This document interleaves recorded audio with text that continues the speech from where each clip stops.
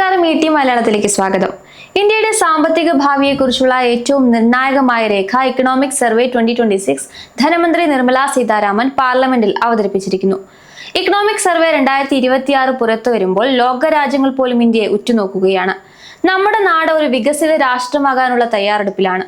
Mobile നിർമ്മാണത്തിലും digital ഇടപാടുകളിലും India സൃഷ്ടിച്ച വിപ്ലവം മുതൽ നികുതി നിയമങ്ങളിലെ മാറ്റങ്ങൾ വരെ ഈ റിപ്പോർട്ടിലെ ഓരോ പേജിലും ഒളിഞ്ഞിരിക്കുന്നത് വമ്പൻ സർപ്രൈസുകളാണ്. ഇതിലെ ചില പ്രധാന കാര്യങ്ങൾ എന്തൊക്കെയാണെന്ന് നോക്കാം. ആദ്യമേ പറയട്ടെ, കേന്ദ്ര ബജറ്റിന് തൊട്ടു മുൻപ് ലഭിക്കുന്ന ഈ സർവേ കേവലം ഒരു സ്ഥിതിവിവര കണക്കല്ല, മറിച്ച് 2047ഓടെ ഇന്ത്യയെ ഒരു വികസിത രാഷ്ട്രമാക്കി മാറ്റാനുള്ള ഒരു ബ്ലൂ പ്രിന്റ് കൂടിയാണ്. ലോകം സാമ്പത്തിക പ്രതിസന്ധികളിലൂടെ കടന്നു പോകുമ്പോഴും ഇന്ത്യ എങ്ങനെ ഒരു ബ്രൈറ്റ് സ്പോട്ടായി തുടരുന്നുവെന്ന് ഈ സർവേ വ്യക്തമാക്കുന്നു. റിപ്പോർട്ടിലെ ഏറ്റവും പ്രധാനപ്പെട്ട ഘടകം ഇന്ത്യയുടെ GDP വളർച്ചാ നിരക്കാണ്. നടപ്പ് സാമ്പത്തിക വർഷത്തിൽ ഇന്ത്യ 7.4% GDP വളർച്ചയാണ് ലക്ഷ്യമിടുന്നത്. വരാനിരിക്കുന്ന 2027 സാമ്പത്തിക വർഷത്തിൽ ഇത് 6.8 മുതൽ 7.2% വരെ ആയിരിക്കും. ജപ്പാനെ പിന്തള്ളിക്കൊണ്ട് ഇന്ത്യ ലോകത്തിലെ 4ാമത്തെ വലിയ സമ്പദ് വ്യവസ്ഥയായി മാറിയെന്ന ചരിത്രപരമായ നേട്ടം സർവേ അടിവരയിടുന്നു.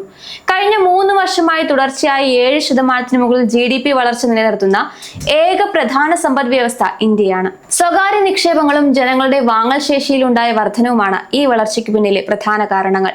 ഇന്ത്യ കൈവരിച്ച ഏറ്റവും വലിയ വിജയങ്ങളിലൊന്ന് ദാരിദ്ര്യത്തിൽ വരുത്തിയ കുറവാണ്. നീതി ആയോഗിന്റെ കണക്കുകൾ പ്രകാരം 2006 സാമ്പത്തിക വർഷത്തിൽ 55.3% ബഹുതല ദാരിദ്ര്യം 2023 സാമ്പത്തിക വർഷമായപ്പോഴേക്കും 11.28% കുറഞ്ഞിരിക്കുന്നു. PM ഗരീബ് കല്യാൺ അന്ന യോജന, ആയുഷ്മാൻ ഭാരത് തുടങ്ങിയ പദ്ധതികൾ സാധാരണക്കാരുടെ സാമ്പത്തിക ബാധ്യത കുറച്ചു. 55 കോടിയിലധികം ജൻധൻ അക്കൗണ്ടുകൾ വഴിയുള്ള ഡയറക്ട് ബെനിഫിറ്റ് ട്രാൻസ്ഫർ അഴിമതി കുറയ്ക്കാനും ആനുകൂല്യങ്ങൾ നേരിട്ട് ജനങ്ങളിലേക്ക് എത്താനും സഹായിച്ചു. സാധാരണക്കാരെ നേരിട്ട് ബാധിക്കുന്ന പണപ്പെരുപ്പം ഇന്ത്യ വിജയകരമായി നിയന്ത്രിച്ചു.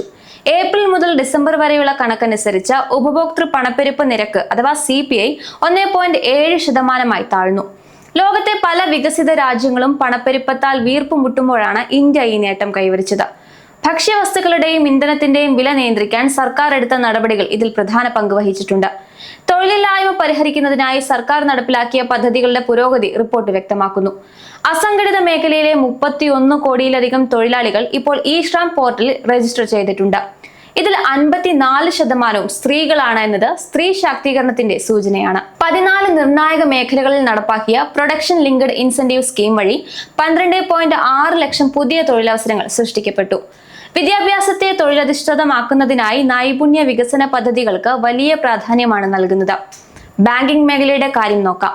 ഇന്ത്യൻ ബാങ്കിംഗ് മേഖല അതിന്റെ ഏറ്റവും കരുത്തുറ്റ കാലഘട്ടത്തിലൂടെയാണ് കടന്നു പോകുന്നത്. ബാങ്കുകളുടെ മൊത്തം കിട്ടാക്കടം 2.2% കുറഞ്ഞിട്ടുണ്ട്. ഇത് കഴിഞ്ഞ 12 വർഷത്തെ ഏറ്റവും താഴ്ന്ന നിരക്കാണ്. കൂടാതെ പൊതുമേഖലാ ബാങ്കുകൾ റെക്കോർഡ് ലാഭമാണ് രേഖപ്പെടുത്തുന്നത്. ഇത് രാജ്യത്തെ വായ്പാ വിതരണത്തെയും വ്യവസായ വളർച്ചയെയും സഹായിക്കുന്നുണ്ട്. UPI വിപ്ലവം ഇന്ത്യയെ ലോകത്തെ ഡിജിറ്റൽ പേയ്മെന്റ് ഹബ്ബാക്കി മാറ്റി. മാസം തോറും ശരാശരി 24 ലക്ഷം കോടി രൂപയുടെ ഇടപാടുകളാണ് നടക്കുന്നത്. ഇൻഡസ്ട്രി ആൻഡ് ഇൻഫ്രാസ്ട്രക്ചർ മേഖലയിൽ ഇന്ത്യയെ ഒരു ആഗോള നിർമ്മാണ കേന്ദ്രമാക്കാനുള്ള അഥവാ ഗ്ലോബൽ മാനുഫാക്ചറിംഗ് ഹബ്ബാക്കി മാറ്റാനുള്ള നീക്കങ്ങൾ സജീവമാണ്. ഉദാഹരണത്തിന് കഴിഞ്ഞ 10 വർഷത്തിനിടെ മൊബൈൽ നിർമ്മാണത്തിൽ ഇന്ത്യ 30 മടങ്ങ് വർധനവ് രേഖപ്പെടുത്തിയിട്ടുണ്ട്. ഇന്ന് ലോകത്തെ 2ാമത്തെ വലിയ മൊബൈൽ നിർമ്മാതാക്കളാണ് ഇന്ത്യ. ട്രാൻസ്പോർട്ടേഷൻ മേഖലയിൽ ഹൈസ്പീഡ് കൊറിഡോറുകൾ 5364 കിലോമീറ്ററായി വർദ്ധിച്ചു. റെയിൽവേ പാതകളുടെ വൈദ്യുതീകരണവും വന്ദേ ഭാരത് ട്രെയിനുകളുടെ വ്യാപനവും ഗതാഗത മേഖലയിൽ വിപ്ലവം സൃഷ്ടിച്ചു.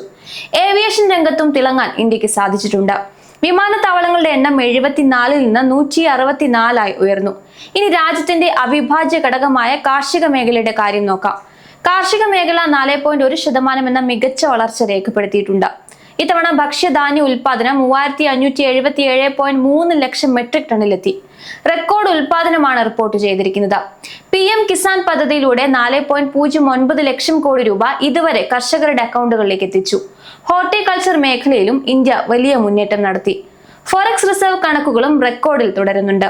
ഇന്ത്യയുടെ വിദേശ നാണ്യശേഖരം $701.4 ബില്യൺ എന്ന റെക്കോർഡ് നിലയിലെത്തി. ഇത് ഏതൊരു ആഗോള സാമ്പത്തിക ആഘാതത്തെയും നേരിടാൻ ഇന്ത്യയെ പ്രാപ്തമാക്കുന്നു. രൂപയുടെ മൂല്യം നേരിടുന്ന വെല്ലുവിളികൾക്കിടയിലും ഇന്ത്യയുടെ പുറം ലോകവുമായുള്ള ഇടപാടുകൾ സുരക്ഷിതമാണെന്ന് ഇത് തെളിയിക്കുന്നു. നിലവിലെ ശേഖരം കൊണ്ട് ഇന്ത്യക്ക് 11 മാസത്തെ ചരക്കിറക്കുമതിക്ക് ആവശ്യമായ തുക നൽകാൻ സാധിക്കും. സാധാരണയായ ഒരു രാജ്യത്തിന് 3 മുതൽ 6 മാസം വരെയുള്ള ഇറക്കുമതി പരിരക്ഷയാണ് സുരക്ഷിതമായി കണക്കാക്കുന്നത്. 11 മാസം എന്നത് ഇന്ത്യയെ സംബന്ധിച്ചിടത്തോളം വളരെ ശക്തമായ ഒരു നിലയാണ്. ഇന്ത്യയുടെ ആകെ വിദേശ കടത്തിന്റെ 94% വീട്ടാൻ ഈ വിദേശ നാണ്യ ശേഖരം കൊണ്ട് സാധിക്കും. ആഗോള വിപണിയിൽ പെട്ടെന്നുണ്ടാകുന്ന സാമ്പത്തിക ആഘാതങ്ങളെ പ്രതിരോധിക്കാൻ ഇത് ഇന്ത്യയെ പ്രാപ്തമാക്കുന്നു. ചരക്ക് സേവന കയറ്റുമതിയിൽ $825 ബില്യൺ എന്ന ലക്ഷ്യത്തിലേക്ക് ഇന്ത്യ അടുക്കുകയാണ്. കൂടാതെ വിദേശത്തുള്ള ഇന്ത്യക്കാർ അയക്കുന്ന പണം ഇന്ത്യയുടെ വിദേശ നാണ്യ വിനിമയത്തെ ശക്തമാക്കുന്നുണ്ട്.